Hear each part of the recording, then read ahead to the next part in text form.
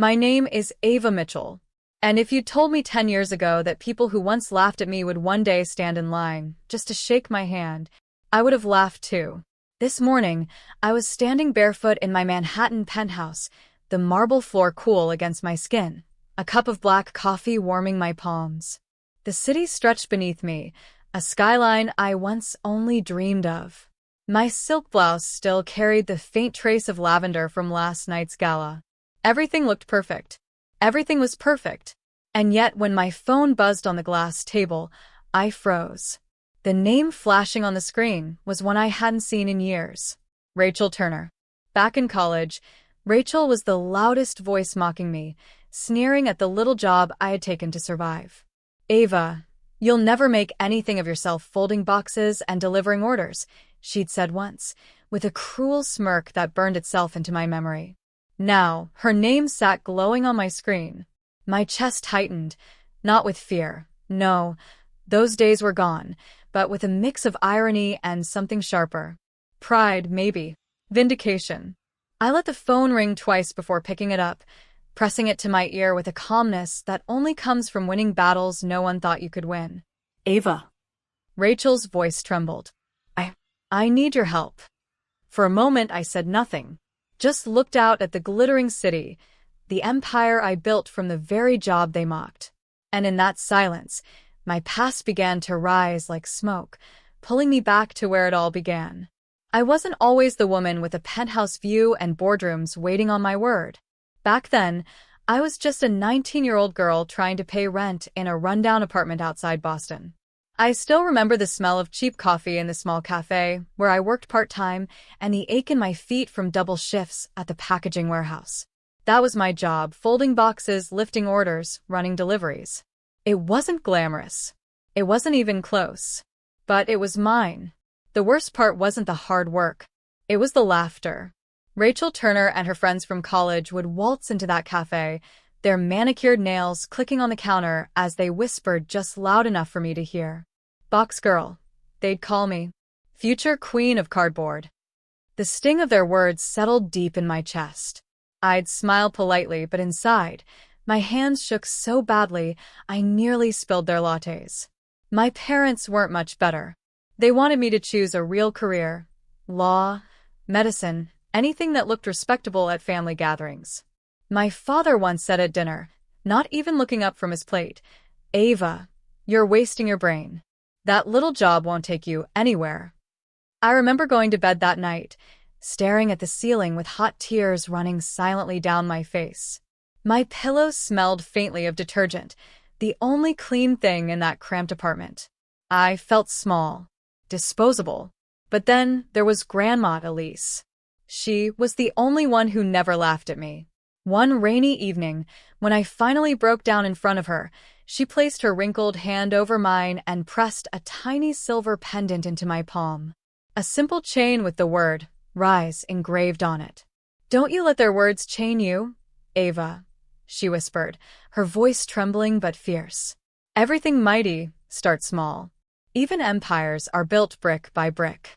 I clutched that necklace so hard it left a mark in my skin. That night, something inside me shifted. I wiped my tears, opened my cracked laptop, and began researching how to turn packaging and delivery into something more. If they thought I was nothing but a box girl, fine. I would become the box girl who built an empire. And in that tiny apartment, with peeling paint and dreams too big for its walls, I decided I would rise. The decision to rise was the easy part. Living through it, that nearly broke me. I spent nights in that tiny apartment hunched over my laptop, scrolling through articles about packaging design, supply chain logistics, e-commerce growth. My internet would cut out every other hour, so I'd tether it to my old prepaid phone, watching the minutes burn away as fast as my savings. By day, I worked double shifts at the warehouse. By night, I scribbled business ideas in a spiral notebook with a broken spine. Sustainable packaging. Custom branding for small businesses. Fast local delivery. It all sounded ambitious for someone with no money, no connections, and no degree in business. But I had something no one else did. I knew the pain points from the inside. I knew how much tape was wasted, how fragile products got crushed, how frustrated small shop owners were. I wasn't dreaming in the clouds. I was solving the problems I lived through every day. The first person who believed in me was Mr. Daniels, the warehouse supervisor. A gruff man with a thick Boston accent. He caught me once sketching designs on a scrap of cardboard during my lunch break.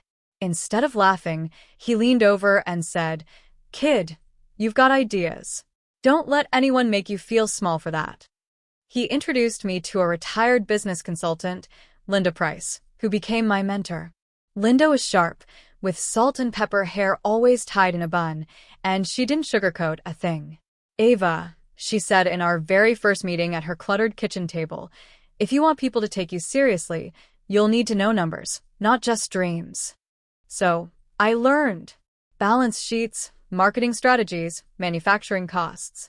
I devoured every free course I could find online, falling asleep with earbuds still in, lectures buzzing like lullabies. The struggle was brutal. There were nights when my stomach growled because I had spent the last of my money on printing samples instead of groceries. Days when rejection emails piled up, so high I almost stopped opening them. But then came my first win. A local bakery agreed to buy my eco-friendly cake boxes.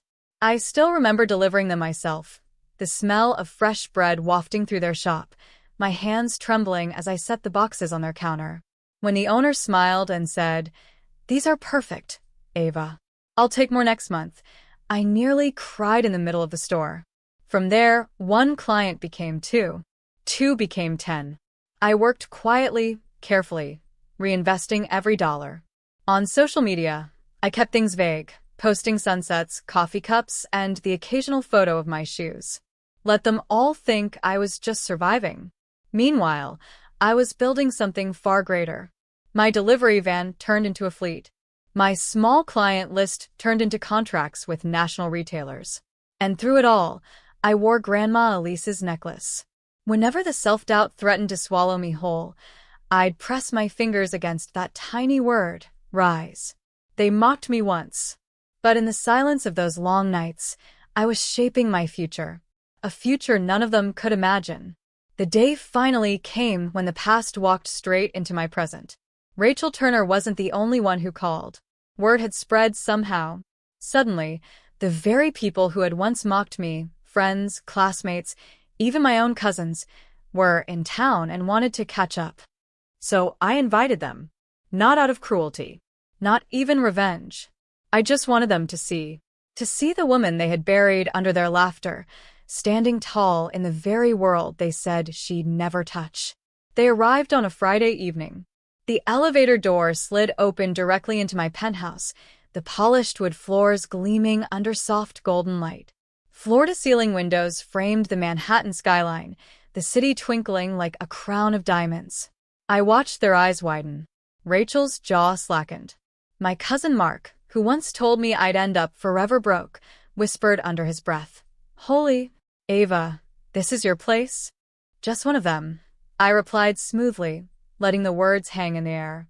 They trailed through the living room, past the abstract art lining the walls, the baby grand piano I never quite learned to play, the curated bookshelf stacked with titles on business, leadership, and design. My office, visible through glass doors, held awards etched with my company's name, Mitchell Packaging Solutions. I let them look, let the silence stretch until the weight of it pressed on their chests. Finally, Rachel cleared her throat.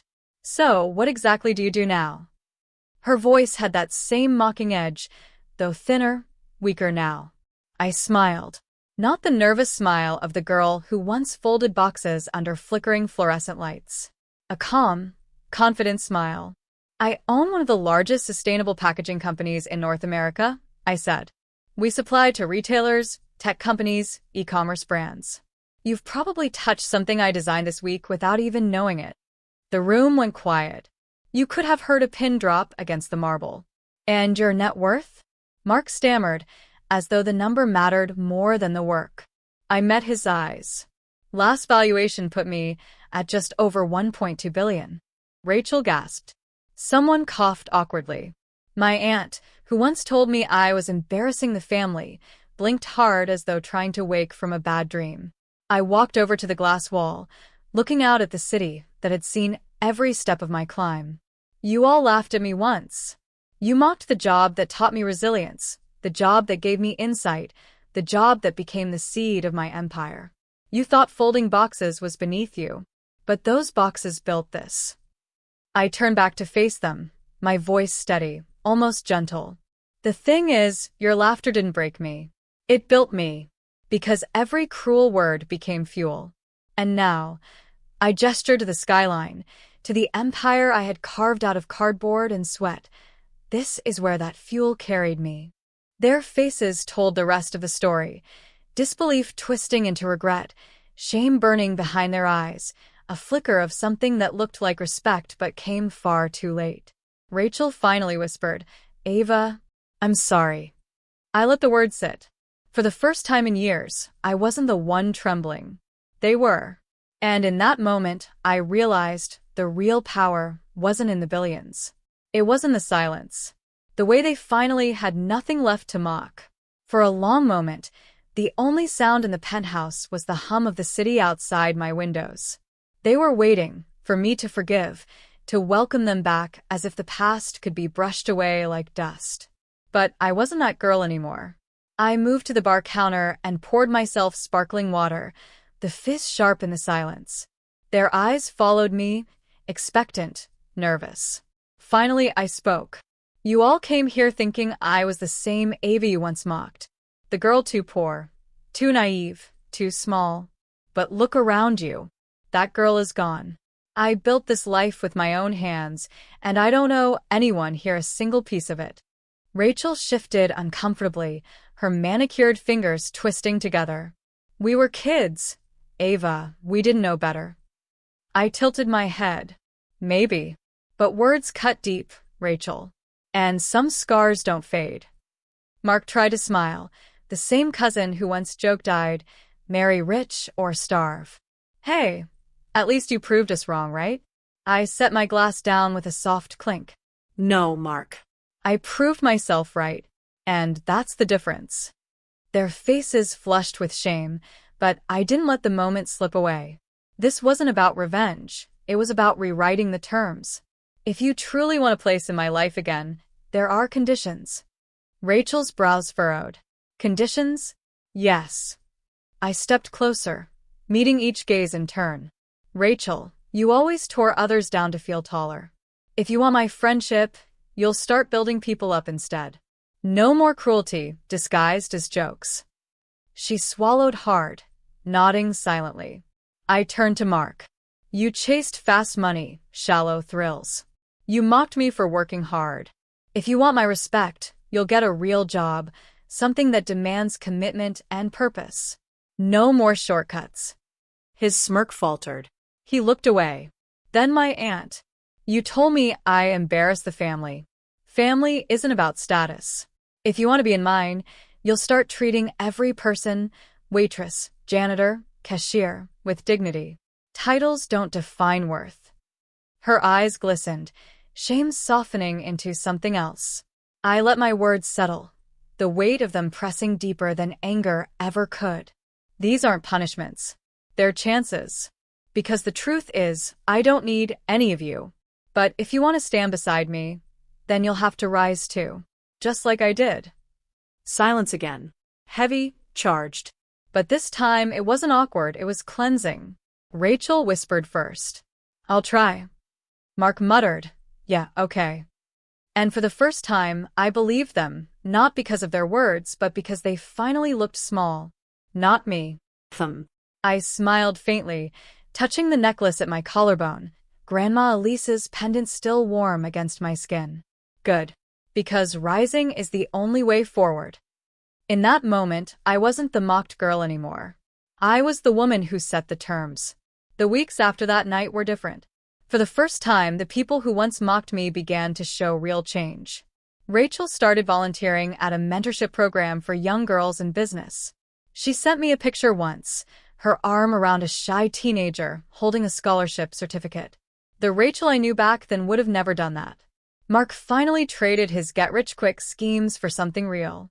He took a steady job at a local construction firm, learning what it meant to build with his hands instead of chasing illusions. For the first time, He called me not to brag, but to ask how to save his first paycheck. And my aunt, she began greeting everyone with respect, even the waitstaff at the small diners she once turned her nose up at. She sent me a handwritten letter, shaky cursive, smudged ink, telling me she was proud of me. I hadn't heard those words from her in my entire life. It wasn't perfect. Change never is. But it was a start. One evening, I found myself back in that same tiny cafe where I once folded boxes and wiped tables. The chairs were the same, the smell of burnt coffee just as strong. Only now, I was the one writing checks to help small businesses like theirs stay alive. I touched the pendant around my neck, the one Grandma Elise gave me all those years ago. Rise. The word felt heavier now, etched not just in silver, but in my story. I thought of that 19-year-old girl, standing in the warehouse with trembling hands, mocked for dreaming too small. She had no idea her tears would one day water an empire. And as I looked out the cafe window, watching the world rush by, I whispered to myself, they mocked my job. Now, I'm a billionaire. Not out of arrogance, but out of gratitude, out of strength, out of the unshakable truth that no one decides your worth but you. That was the last line I wanted echoing, not just in my head, but in every girl's who has ever been told she wasn't enough.